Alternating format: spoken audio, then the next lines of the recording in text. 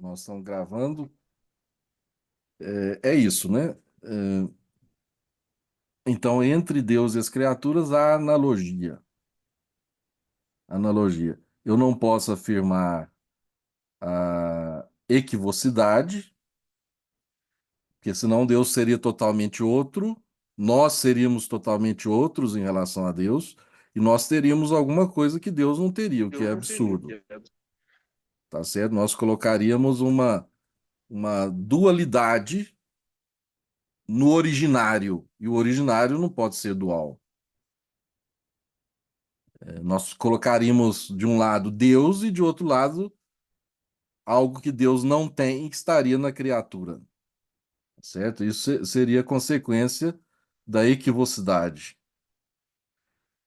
E por outro lado, se nós afirmássemos a univocidade, o que aconteceria?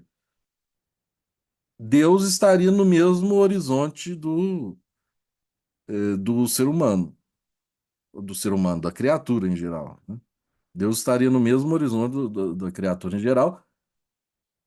E pior, ele seria visto com a luz do nosso intelecto, né? Como nós vemos as criaturas no horizonte do nosso intelecto, nós veríamos Deus também. Deus seria um ente dentro desse mesmo horizonte, talvez um pouquinho maior, né? Mas dentro do mesmo horizonte, dentro da mesma luz. E Deus não cai na luz do nosso intelecto, né? É muito mais correto dizer que Deus é a causa da luz do nosso intelecto. Nosso intelecto, sim, ele tem um horizonte infinito, que nós estamos abertos para o ser em geral, no seu todo. Mas Deus não cai dentro dessa luz, ele é a causa dessa luz, certo? Nós poderíamos também chegar ao panteísmo se afirmássemos a univocidade, né? Uma outra consequência que poderia se dar da afirmação da univocidade, né? Deus e a criatura seria a mesma coisa, o mesmo ser, né? Aí o panteísmo decorre de uma univocidade entendida de forma ontológica, prevalentemente ontológica. E o horizonte comum entre Deus e a criatura seria consequência da univocidade afirmada em termos mais gnosiológicos, né? Ou seja, pela luz do entendimento, eu vejo tanto a criatura quanto Deus, pela mesma luz, o que é um absurdo, né? Quer dizer, não existe nenhuma luz anterior a Deus com a qual eu possa vê-lo. Duns Scoto, ele cai nessa universidade aí de caráter gnosiológico. Ele não afirma o panteísmo, claro, mas ele cai na universidade de caráter gnosiológico por quê?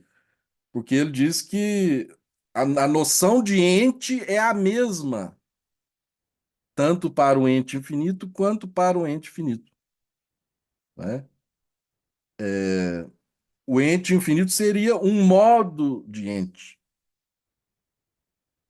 né? O ente finito seria outro modo de ente. São modos diversos, mas dentro de uma mesma luz, a luz do ente. E não é a luz doente do hospital, né? A luz do ente.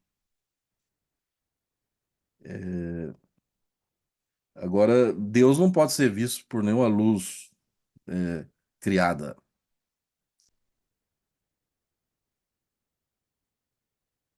Bem, eu repeti aquilo que eu já tinha dito, né? Com esperança de se tornar as coisas mais sedimentadas, mais claras, mas eu estou aberto aí para questões, né? Dúvidas. E o tempo todo aqui eu estou pensando na celebração do Sábado Santo. Eu não estou conseguindo pensar outra coisa. É bom ver a relação que tudo isso tem com símbolos, né? Com símbolos litúrgicos, religiosos, né? Interessante. porque sempre me vem, toda vez vem a questão, ontem, hoje, sempre. Para mim, isso é de uma, digamos assim, de uma simplicidade, de uma grandeza que para mim tudo se fecha assim, né? Não sei se é muito simplista da minha parte ou se eu consegui entender alguma coisa ou se eu não consegui entender nada também, né? Mas para mim aquilo lá é de uma importância assim fundamental, né? Ontem, hoje, sempre, né? É Não isso sei mesmo. se eu não sei se eu entendi muito ou se eu entendi nada, mas eu acho tudo Não, entendeu muito sim, é isso mesmo. extraordinário. Exatamente, é isso mesmo. Fica tudo mais claro para nós, né, quando a gente diz que Deus é o alfa e o ômega, né? Essa reflexão filosófica deixa ainda mais claro, né, aquilo que nós já víamos através dos símbolos, né? Agora nós passamos a ver pelo conceito, pela demonstração, né? É isso que pretende a filosofia. Padre, Sim, eu vou juntar uma pergunta nessa dúvida do Diego aí. sim. Se os entes de razão têm alguma coisa, alguma ligação com o ser de Deus? Ah, sim, tá aqui a pergunta do Diego. E os entes meramente de razão, né? Assim, boa tarde. O que é o ente? Né? Desculpe por ser. É, é, primeiro, nós vamos ver o que é o ente. O ente é, o ente é aquilo que é, de alguma maneira, que está sendo. Só que nós fizemos aqui uma distinção, né? Isso relativo às primeiras teses que vimos e que nós vamos agora, então, tentar visualizar de novo. É, o ser, ato puro, é uma unidade perfeita, né? Ele não tem composição nenhuma, ele simplesmente é. É, ou seja, a razão de ser ato puro é simples, né? Não é limitado por nada, não é? É simplesmente ser. Ser ato puro é simplesmente ser infinito, único. Por que que é infinito? Porque não é limitado por nada. Por que que é único? Porque se houvesse um outro ato puro, esse outro teria que ter alguma propriedade que esse primeiro não tem. Então, esse primeiro não seria ato puro, nem o outro seria ato puro. Não haveria ato puro. Então, para ser ato puro, tem que ser ilimitado e tem que ser único. A esse ato puro, ilimitado, único, nós damos o nome de ser, certo? O ser está no infinitivo. Faz referência, então, a esse ato infinito. Agora, o que que é o ente? O ente é um particípio. Ens, particípio de esse.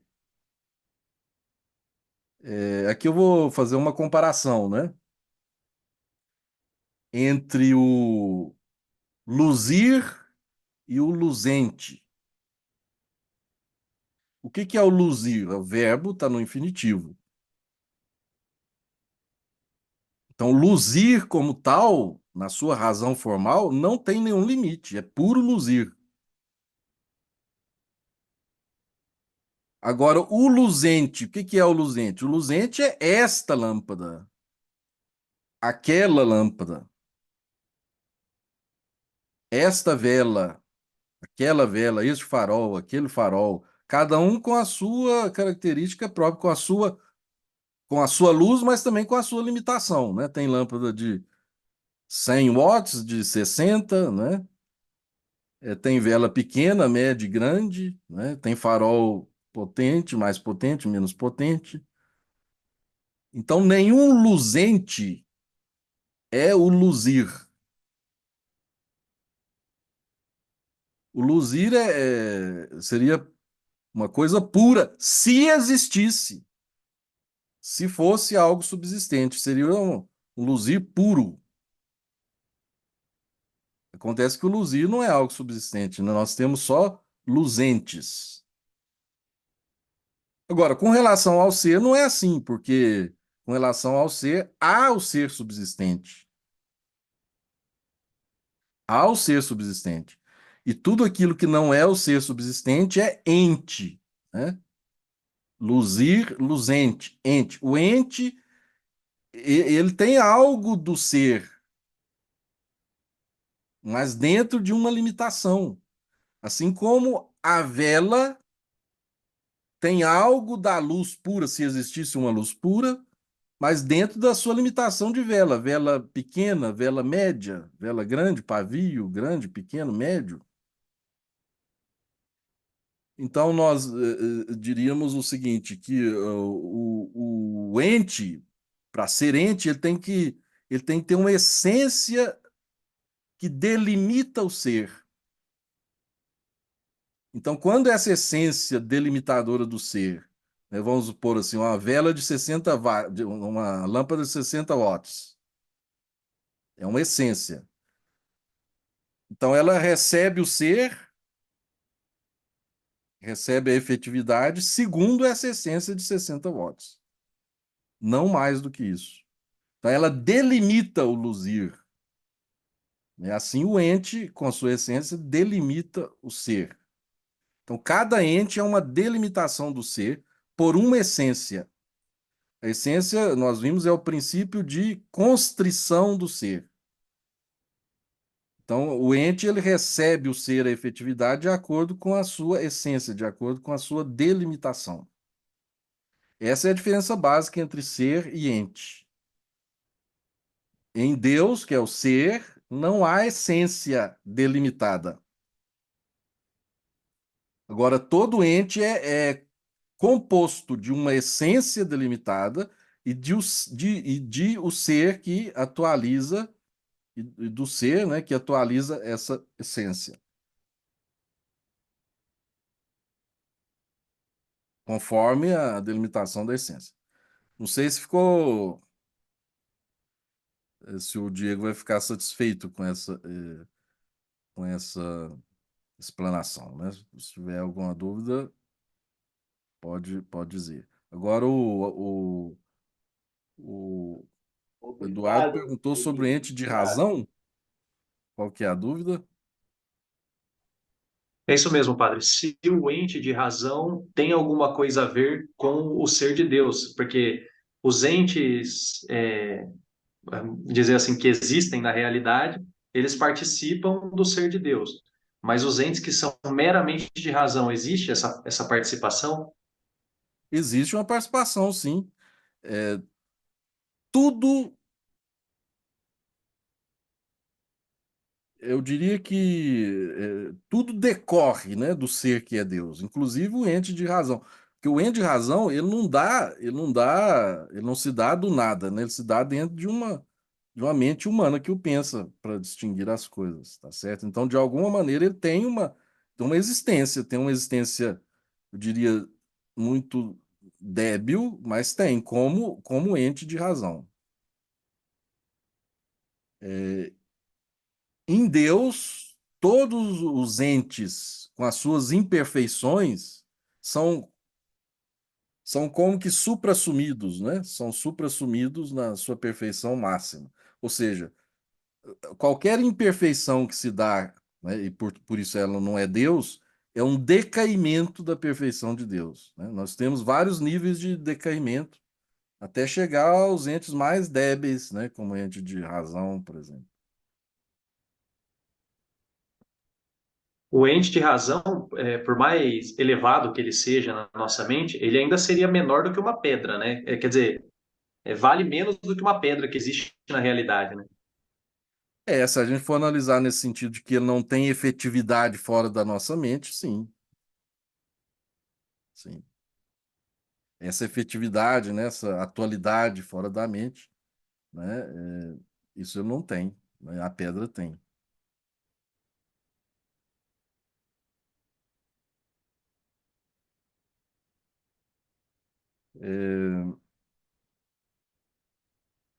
Agora, nós falamos no encontro passado de analogias, né? Nós temos dois gêneros de analogias. Então, a analogia de proporcionalidade e a analogia de atribuição. E depois, duas espécies de cada uma delas, cada um desses dois gêneros, né? Nós temos a analogia de proporcionalidade própria e imprópria, e depois temos a analogia de atribuição intrínseca e extrínseca.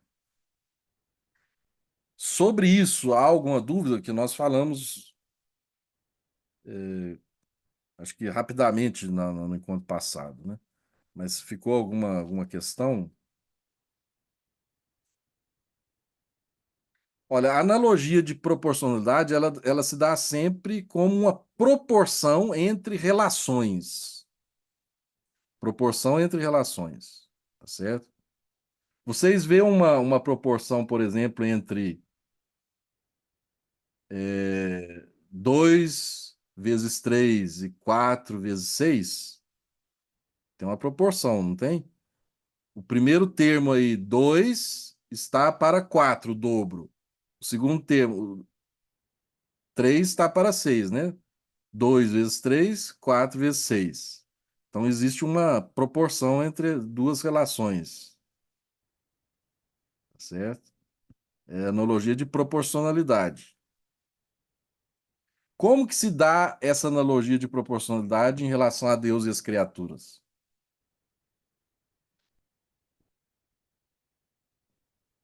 Olha, nós podemos aqui dizer, né, que Deus está para o seu ser,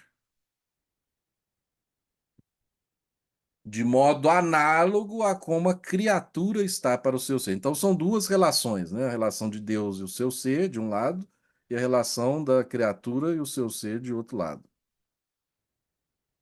Então, existe essa comunhão, essa semelhança. Existe uma relação de Deus com o seu ser, da criatura com o seu ser. Só que a relação de Deus com o seu ser é de identificação. Deus é o seu ser. E a relação da criatura para com seu ser não é de identificação, mas é de participação, de posse.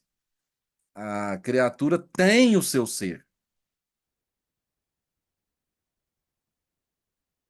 tá certo?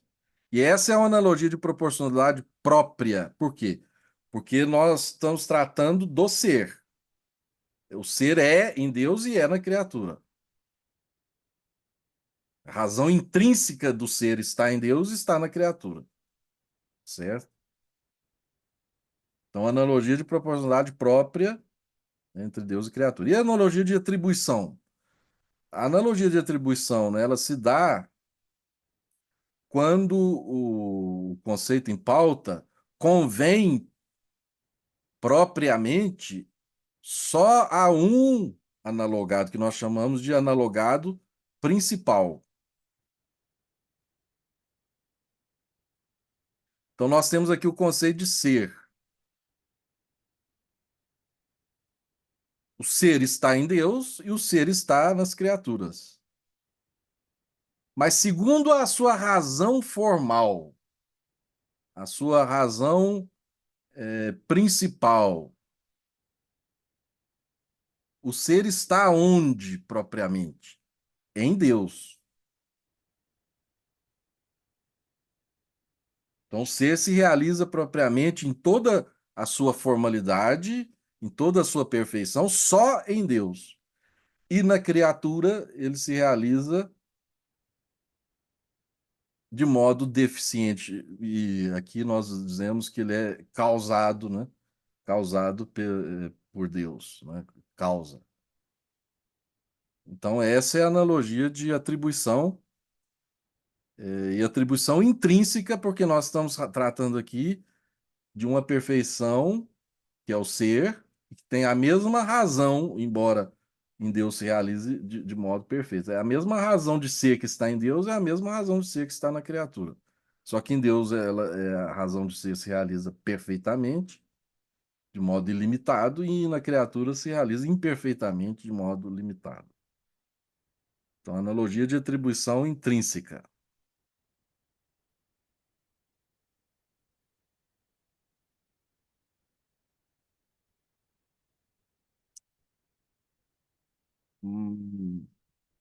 Tudo bem.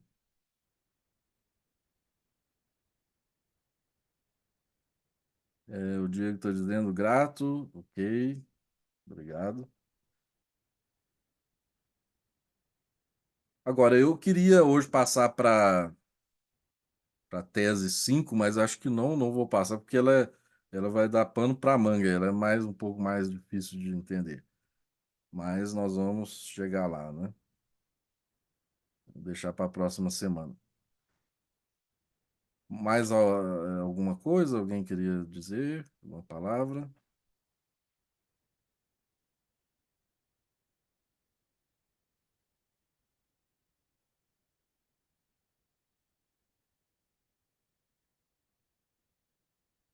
O meu orientador de doutorado, se chama Leonardo Messinesi, italiano, ele propõe, deixa eu ver se eu acho o livro dele aqui, né?